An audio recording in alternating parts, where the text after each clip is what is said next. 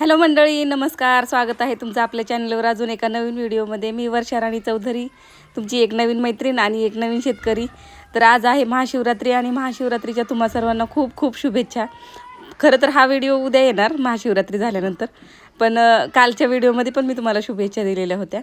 तर आज आहे उपवास, सगळ्यांचाच उपवास आहे. अण्णा उपवास महाशिवरात्रीचा करतील की नाही माहीत नाही, कारण अण्णांचा एरवी पण रविवार असतो. पण आम्हा दोघांचा म्हणजे चौधरी साहेबांचा आणि माझा तर उपवास आहे. तर चौधरी साहेब गेलेत कामाला, खिचडी वगैरे बनवून दिली त्यांना आणि नंतर मग मी इकडे निवांत देवपूजा करायला घेतली, कारण माझं पण आवरायचं होतं. आणि सकाळच्या गडबडीमध्ये पूजेच्या नादी लागत बसली तर मग डबा होणार नाही, बाहेरची कामं पण असतात. म्हणून आधी त्यांचा डबा बनवून दिला. डब्याला काय फक्त आज साबुदाण्याची खिचडीच बनवायची होती, दुसरं काय नव्हतं बनवायचं. तर देवपूजा करून घेतलेली इकडं छान. आणि आता महादेवाचा अभिषेक करायचा होता मला. तर आमच्याकडं काय इथं कुठं महादेवाचं मंदिर नाही जवळपास, आणि माझ्याकडं घरात देवाऱ्यावर पिंड पण नाही. पण कशी योगायोगाने माझ्या सासूबाईंनी ही महादेवाची पिंड बनवून ठेवलेली. तर ही तुळशीत असायची, पण मला इथं कुणी म्हटलं की तुळशीत ठेवू नये म्हणून मी बाजूला काढून ठेवते, तिला बाहेर असते ही. पण आज अभिषेक करायचा, महादेवाची पूजा करायची म्हणून मी ही पिंड घरात आणलेली. तर ही घरीच बनवलेली आहे बरं का, सिमेंटची पिंड. आणि मी इकडे आमच्या शेतात एक बेलीचं झाड आहे उगवलेलं, म्हणजे खाली मळ्यामध्ये. तर तिकडून 11 बेलपत्र आणली.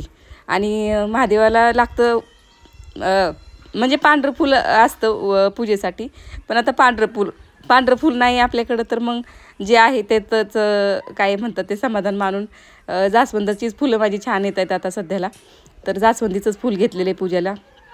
आणि पूजेसाठी काय नाही, फक्त दही दुधाचा अभिषेक केलेला आहे. आणि हे तांदूळ थोडेसे तांदूळ, साखर, बेलपत्र, फूल एवढंच घेतलेलं आहे बरं का. मला ह्याचं सगळं नियमधर्म पण माहिती नाही, पण मला जेवढं जमतं आहे तेवढीच मी करत असते. आणि सुंदर अशी देवपूजा झालेली आहे आणि महादेवाचा अभिषेक पण झालेला आहे. खरंच आमच्या इथं जवळपास कुठं मंदिर असतं ना, तर मंदिरात जायला छान वाटलं असतं. पण नाही आसपास कुठं जायचं तर दुसऱ्या वस्तीवर जायला लागतं. आणि इकडे कुणाला असं बायकांना छंद पण नाही की आपण महादेवाच्या देवळात उपवासाच्या दिवशी जाऊया असं. म्हणून मग मी हे घरीच महादेवाचा अभिषेक करून घेत असते. तर छान अशी सुंदर पूजा झालेली आहे माझी इकडे. आणि आज संगोबाचे, आमच्या इथं करमाळ्याला संगोबाची जत्रा असते बरं का. तर जमलं तर मी संध्याकाळी संगोबाच्या जत्रेला गेलेला व्हिडिओ शेअर करेल. पण बघूया आता, चौधरी साहेबांच्या मनावर आहे. लवकर आले तर मग आम्ही जाऊ जत्रेला, आणि नाही त्यांना लवकर येणं झालं तर मग नाही काय करता येणार, कारण बायका सगळ्या कामाला गेलेल्या आहेत आणि सोबत कोण नाही. मला बोलले होते चौधरी साहेब, संगोबाला कोण जाणारे बायका असल्या तर तुझा बायांबरोबरच. पण कुठं कुणाच्या मागं लागत बसता, आणि मला एकटीला जायला थोडंसं करमाळ्यापासून पुढं जायला लागतं. आणि एस टीचे प्रॉब्लेम, आपल्याला घरी गुरंढोरं बघायची असतात. मग एस टीने जायचं कधी, यायचं कधी, त्यामुळे मग मी शक्यतो टाळणारच आहे जायचं. पण बघूया आता, चौधरी साहेब जर लवकर आले ना, तर त्यांना मी बोलली सकाळीच की कुठं कुणाच्या मागं लागत बसू, चला गं आपण जाऊया गं म्हणून. काय नाही, मोठी जत्रा असते तिथं, खूप छान जत्रा भरलेली असती. खेळणी वगैरे छान छान असतात महालक्ष्मींच्या पुढं वगैरे मांडायला. आणि आजच्या दिवशी तर खूप गर्दी असते तिथे, दर्शन होणं शक्यच नसतं. पण आपलं मुखदर्शन का होईना पण करून येतात लोक, कारण खूपच म्हणजे आजच्या दिवशी तरी खूपच महत्त्व आहे त्या तीर्थक्षेत्राला. मागच्या वर्षी आम्ही संगोबाची जत्रा झाल्यावर दुसऱ्या दिवशी गेलो होतो, तर तिथं कुत्रंसुद्धा नव्हतं भेटलं आम्हाला. पण आजच्या दिवसाला एवढं काय महत्त्व असेल तिथं ते मला काय माहिती नाही, किंवा मग मला सांगता पण येणार नाही, कारण मी कधी ते ऐकलेलं पण नाही. तर सुंदर अशी पूजा करून घेतलेली आहे. नंतर कापूर जाळून घेतलेला आहे. खरं तर धूप पण जाळायचा होता, पण माझी आज चूल पेटलेली नव्हती आणि चुलीत म्हणजे विस्तव नव्हता चुलीमध्ये की धूप जाळावा असा, म्हणून मग मी कापूरच थोडासा जाळून घेतला. तर अशी मस्त झालेली आहे माझी सकाळ सकाळी पूजा. सकाळचं घरात असं पूजा वगैरे झाली ना, तर खूप छान वाटतं बरं का, प्रसन्न वाटतं. पण माझ्याकडे ही पूजा नसते, रोज आमची अण्णा पूजा करतात. माझ्याकडे कधीतरीच माझ्या वाटणीला पूजा येते.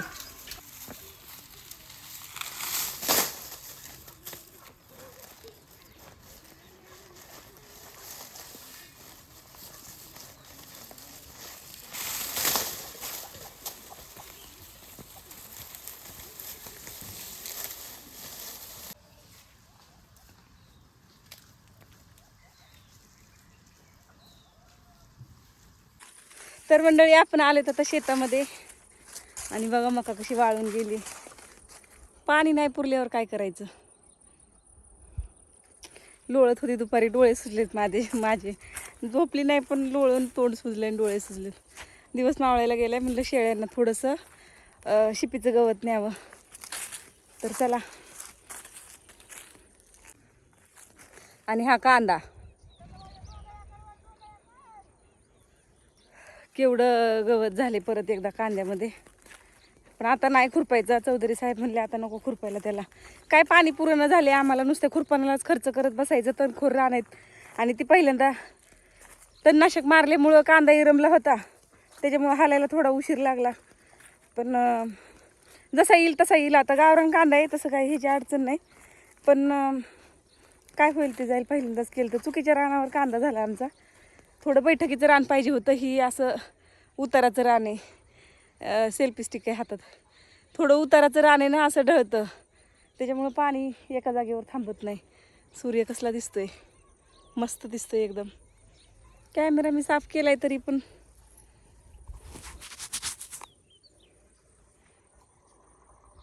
कसला छान दिसतोय. ही काय असं हे 3 सारं भिजवायचं झालेत विहिरीत पाणी साठवल्यावर. 2 दिवस मोटर चालू केली नाही. 3 नाही 4 सारं भिजवले तिकडचं. आता डाळिंब खुरपायला घ्यायचे. आज येणार होते लेबर, पण नाहीत आल्या. मग डाळिंब खुरपायचे म्हणून त्याच्यावर पाणी सोडलं नाही. आता उद्याच्याला खुरपून घ्यायचं आणि नंतर मग त्याच्यावर 1 दिवस पाणी सोडायला लागेल डाळिंबावर. लय पाण्याची अडचण आहे, काय करावं. कोणतरी ओरडत होता पण दिसलंच नाही. हाका मारत होतं कोणतरी कोणाला तरी.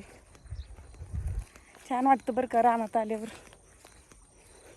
मी मध्ये आधी येत जात असती पण मोबाईलला चार्जिंग नसते ना. आता ह्या मोबाईलला चार्जिंग टिकायला लागली म्हणून आज घेऊन आली. खूप दिवसांनी घेऊन आली मी आज फोन हातात. नाहीतर मोबाईलला चार्जिंगच नसते. आपलं यायचं आणि जायचं गिनीगोल. हात अवघडून येतोय पण स्टेबलाइज चांगला येतोय बरं का. व्हिडिओ स्टेबल येतोय चांगला, पण हात अवघडून येतोय की. तर चला विहिरीत बघूया किती पाणी आले. काल बाबा लय कुत्रे आले तिथं. हाड ही असली कुत्रीत ना, रानटी कुत्री, ही शेळ्या खातात. बाई माणसाला तर घाबरतच नाहीत ही कुत्री. त्याच्यामुळं मी शेळ्या आणत नाही. तर माझ्या शेळ्यांना किती खायला शेतात तिथं. ती काय कोण नसतं असं शेतामध्ये आणि कुत्र्यांनी असलं येड लावायचं. तर मी काय कुठल्या क्लिप घेतल्या नव्हत्या बरं का दुपारी दिवसभर. मला वाटलं होतं संगोबाला जायचं म्हणल्यावर आपल्याला कडवळच्या रानात ज्वारी झाली नाही. इकडची ज्वारी बघा कशी आली आणि इकडची ज्वारीच नाही आली. तर असू द्या. ऐ ही तर जाळी कोणी बांधली अशी? माझ्या विहिरीवर जाळी बांधलेली मलाच माहित नाही. कोणी बांधली असेल? नेट आणून बांधले.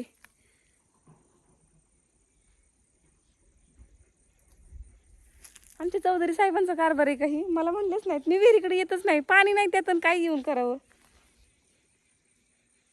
बघा पाणी किती कमी दाखवते तुम्हाला. त्या जाळीतनं जाईल का फोन पलीकडं? डवय नुसता. काल मोटर चालू केलेली.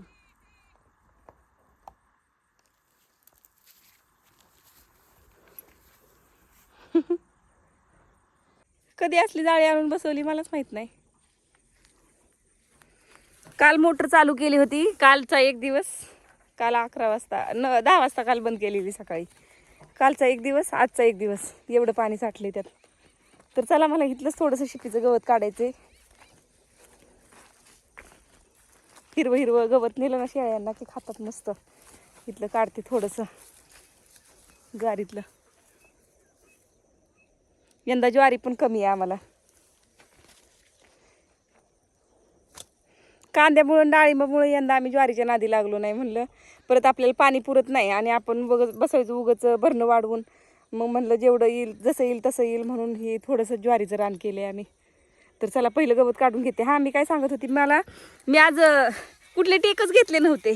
कारण मी म्हणलं संगोबाला जायचं आहे आपल्याला, संगोबाचे व्हिडिओ काढायला येईन गेल्यावर. मग व्हिडिओ उगाच मोठा होत जाईल.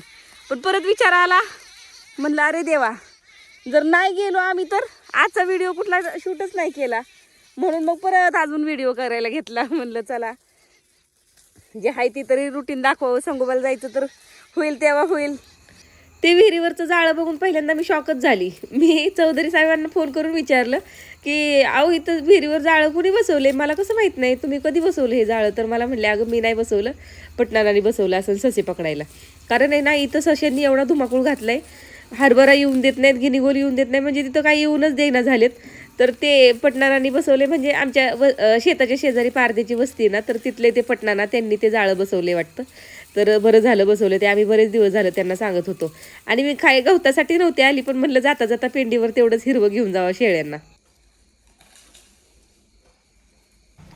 तर कामावरून यायला चौधरी साहेबांना 9 वाजले. मला वाटलं होतं आता नाही जायचं, जाऊ दे कशाला एवढं उशिरा जायचं.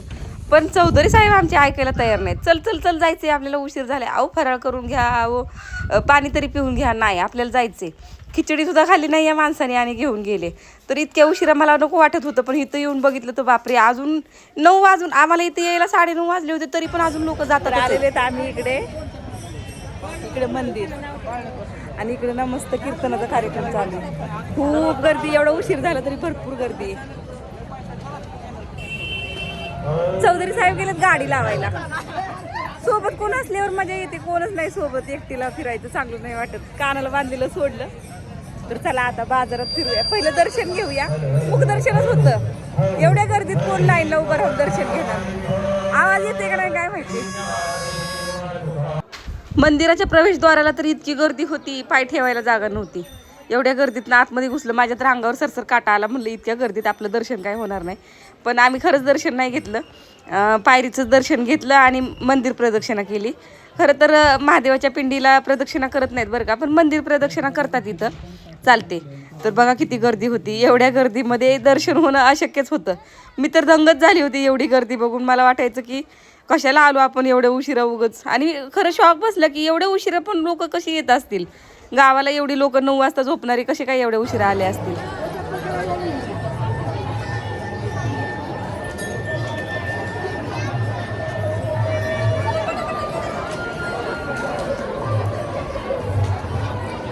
केवढी गर्दी बाबा, गर्दी बघूनच हैराण झाली. एवढ्या गर्दीला आता उभं राहिल्यावर सकाळपर्यंत लाईन लागेल का? दर्शनाला नंबर लागेल का? हा?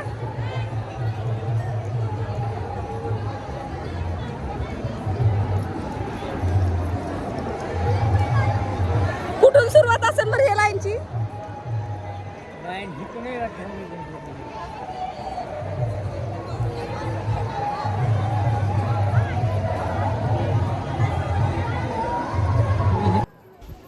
तर ही कसली पूजा होती मला काही याचा अर्थ समजला नाही बरं का. ताईंनो दादांनो तुम्हाला माहिती असेल तर नक्की सांगा. मला तिथं कुणाला विचारायची पण हिंमत नाही झाली की तुम्ही ही कसली पूजा करताय म्हणून. तर बऱ्याच जणी असे दिवे पेटवत होत्या. वाती मला वाटतं काहीतरी वातीचे त्यांनी झुमके करून आणले होते, काहीतरी कितीतरी प्रमाणात असतील ते, आणि ते बसून इथं जाळत होते वात तेवढी. आणि मंदिराची आरास तर एवढी मस्त केली होती, सुंदर सजवलं होतं मंदिर. तर मंदिरातल्या आतल्याच महादेवाच्या लिंगाचं दर्शन घ्यावं म्हणून नियम नाही बरं का. हे बघा इकडं पण होते बरेच लिंग होते बाहेर पण, शिवलिंग. तर आम्ही इकडंच दर्शन घेतलं, पायरीचं पण, तिथं मुख्य मंदिराच्या पायरीचं पण दर्शन घेतलं आम्ही जाऊन. आणि निघालो बाबा एवढ्या गर्दीत नाही एकदाची बाहेर. तर आता बाजारात फिरायचं आहे आपल्याला.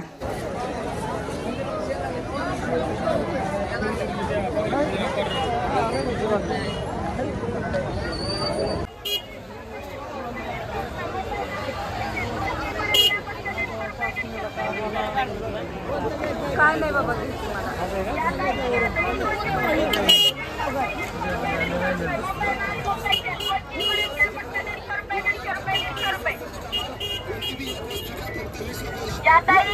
कोणची परत घ्या फक्त 150 रुपये 150 रुपये. मुंबई माल मुंबई शेल, कोणची परत घ्या फक्त 150 रुपये 150 रुपये.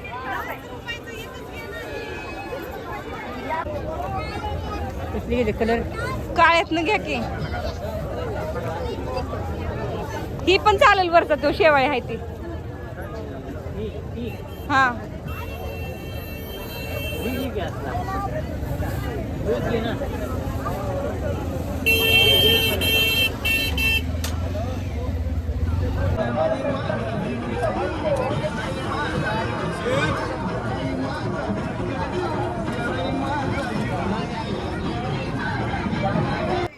तर इकडे चौधरी साहेबांचं सारखं चालू होतं, हे घे राणी तुला, ते घे राणी तुला. तर मला काही घ्यायचं नव्हतं बघा माझ्यासाठी. पण ही इथं आली ना, मला हे मनच आवरलं नाही, कारण इथं खूप सुंदर सुंदर डिझाईनचे गळ्यातले होते सगळे काही, आणि 50-50 रुपयाचं सेल होतं. मग मी महालक्ष्म्यांसाठी बरंच काय घेतले. आता ते तुम्हाला पुढच्या व्हिडिओमध्ये दाखवेल बरं का, काय काय घेतलं ते. उगाच व्हिडिओ मोठा व्हायला नको. नंतर फिरून फिरून आम्ही इकडं बदाम शेक घेतला, कारण खायला भरपूर काही होतं बाजारामध्ये मध्ये जत्रेत, पण उपवास असल्यामुळे काय खाणार ना, म्हणून मग आम्ही इकडं बदाम शेक पिलो. आणि इकडं बघा लहान मुलांच्या खेळण्याचं सेक्शन होतं इकडचं. तर तिकडं काय आम्ही गेलोच नाही, कारण उगा आपल्याजवळ कोण नाही खेळायला विळायला, आणि काय तिकडं जायचं, म्हणून आम्ही काही गेलो नाही. आणि बऱ्याचपैकी बरीच दुकानं जरा बंद व्हायला लागली होती, कारण फिरत फिरत आम्हाला 11 कधी वाजले तिथं. नंतर मला असं वाटलं की बरं झालं आपण उशिरा आलो ते, कारण उन्हाचं जर आली असती दुपारची तर एवढ्या गर्दीतनं आणि एवढ्या कडक उन्हातनं फिरणं तर मला झालंच नसतं. तर खूप मोठी जत्रा असते बरं का इथं. बाजारचा खाऊ घेतला, आता निघालो घरी. 11 वाजलेत, 11. एवढी गर्दी. तर चला मंडळी, आजच्या व्हिडिओमध्ये एवढंच. व्हिडिओ आवडला तर लाईक, शेअर, कमेंट करायला विसरू नका. भेटूया पुढच्या व्हिडिओमध्ये, तोपर्यंत बाय. मागच्या वर्षी मी मुलींना घेऊन आली होती एसटीने, तर तेव्हा आमचं खूप छान दर्शन झालं होतं, पण आम्हाला ही जत्रा बघायला मिळाली नव्हती. ह्या वर्षी खूप छान जत्रा बघायला भेटली.